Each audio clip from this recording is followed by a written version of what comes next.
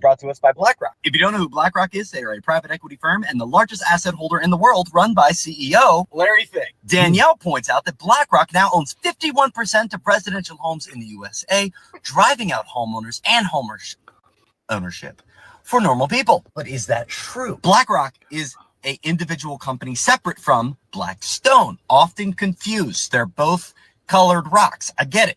But there is no black boulder. There's no other companies to keep up with. And there's two key distinctions. One, invest more in businesses, buyouts, and international diversity, while the other one focuses more residentially, or most commonly in headlines, on the real estate market. Not only does Blackstone purchase single-family homes in America, they'll also purchase companies like Invitation Homes or Tricon Residential that actively own, manage, and even build homes, most recently building build-to-rent neighborhoods in Texas and California. But Danielle, 51% of the homes in America. Let's do some quick math to see if this is true. Because there are currently, we'll save that, BlackRock actually doesn't invest heavily in real estate. What investments they do have in real estate come through these things called REITs, which are real estate investment trusts, residential mortgage-backed securities, and other ways to invest in housing in America, not individual homes. While Blackstone actually owns 300,000 individual units in America for residential real estate. Now, here's a very clear distinction we need to make between units and single-family homes. Units can be, and often are, multi-family apartments, condos, whereas single-family foundation, single-family home, and of that, they own about 80 to 90,000. But let's count units in this discussion. If we were to take units out of the equation and we were to combine every single institutional investor in America, which by the way is anybody that owns more than 1,000 units of housing, way too much, then we would get a number of about 850,000. This is how many single family homes in America are owned by the BlackRocks, the Blackstones, and all private equity large firms combined. It's about 850,000 single-family homes. So is that this percentage? Well, no, because we have 89 million single-family homes in America, and this means that they own about or under 1%. That is 1% too many, in my opinion, because houses should be for normal people. But this number is just obnoxiously wrong. It's 1%, not 51. Wow. But that makes the point. You see, he just described exactly The same how thing. all this crap happens. He did it in colloquial jargon and rattled it off. And but yeah, it's a shell. It's exactly what you're talking about. It's 3-card freaking Monty. So we have the boomers getting soaked on real estate. Yep.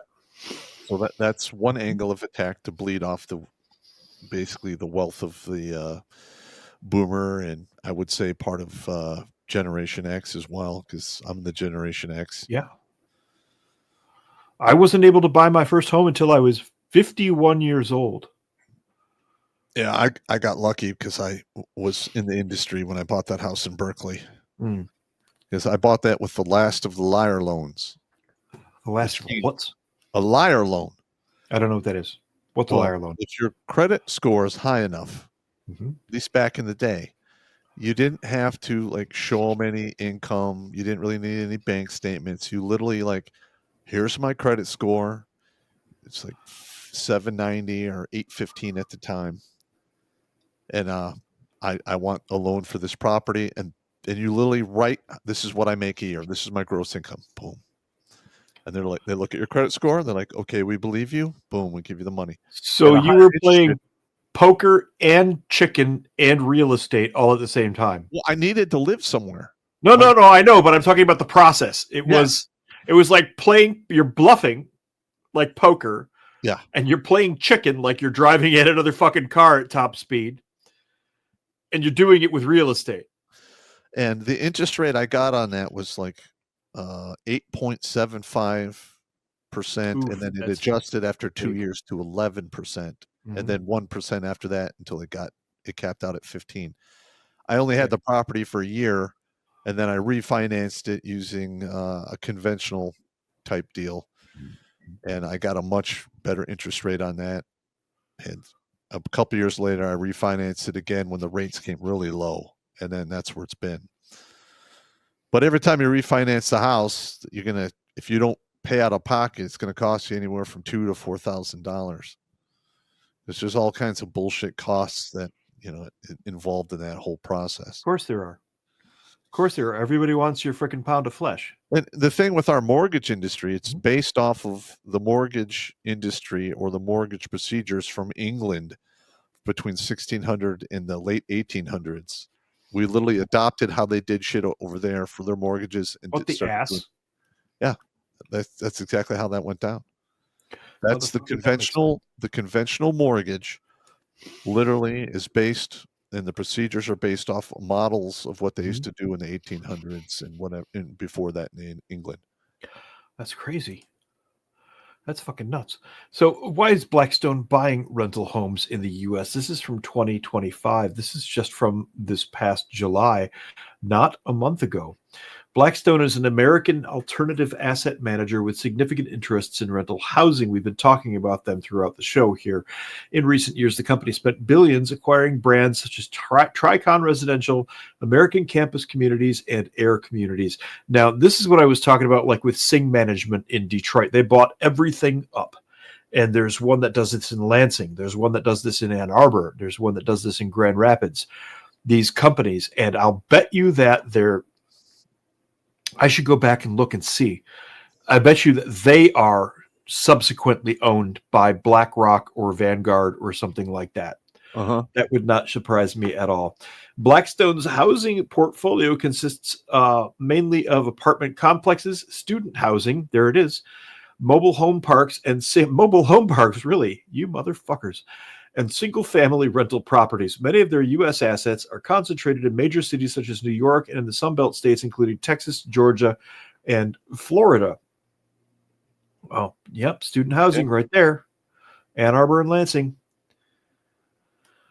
There tends to be a high degree of consistency across our different pools of capital, Kathleen McCarthy, global head of Blackstone Real Estate, said in an interview with CNBC. Really, what we try to follow across the globe is job and population growth. Blackstone says it owns less than 1% of the 46 million rental homes scattered across the country. Blackstone Real Estate Income Trust currently has an ownership interest in at least 274,859 rental housing units, but this is a narrow slice of their overall portfolio. They launched in 1991 with funds raised from accredited and institutional investors. Its parent company, the Blackstone Group, began as a private equity firm that used techniques such as leveraged buyouts to acquire and improve distressed assets. Didn't Enron get sucked into a leveraged buyout? Wasn't that what happened there? No, I don't recall. That's been a long time. Yeah, Enron basically cooked their books. I lost a whole bunch. They very cooked their books, yeah. Yeah, and like I looked at what they were doing. Their numbers look good. They ran them through the SEC, and I invested and I lost, I think, like $11,000. Wow. Yeah, I got totally fucking fucked over. Wow. Yeah, they screwed a lot of people. I wonder where that money actually went. It went to the bankers who didn't get prosecuted for all of the shit that they did to start 2000. Also, that was like 91, wasn't it? When Enron went into the shitter? No. That was when was that? Let's take a look. Late 90s. I would say when Enron collapse. The internet does have its uses. Enron collapsed and filed for bankruptcy on December 2nd, 2001, marked one of the largest corporate bankruptcies in U.S. history.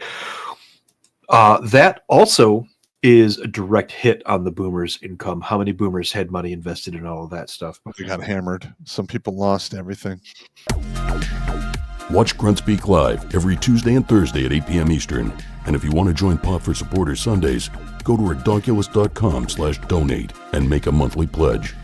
A link is in the Meat Gazer box.